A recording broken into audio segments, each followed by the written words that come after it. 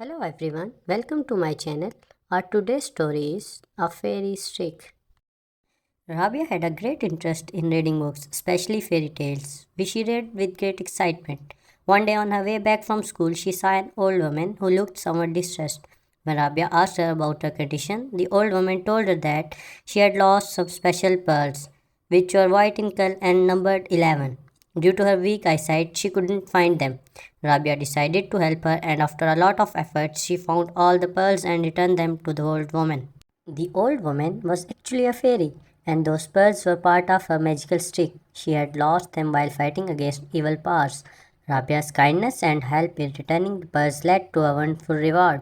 The fairy took Rabia to her world, Paristan, which was a beautiful place with fairies of all colors, flowers, mountains, and valleys. In Pakistan, Rabia saw fairies of all colors with wings of different hues. She saw beautiful flowers, mountains, and valleys, and the air was filled with the sweet scent of blooming flowers. The fairy then took Rabia to a grand feast where all the fairies were invited. The feast included honey, fruits, and sweets. After the feast, Rabia went to a library where she found many books on fairy tales. She took some books with her and then it was time to leave. Rabia said goodbye to all the fairies and thanked the moon fairy for the gift she had given her.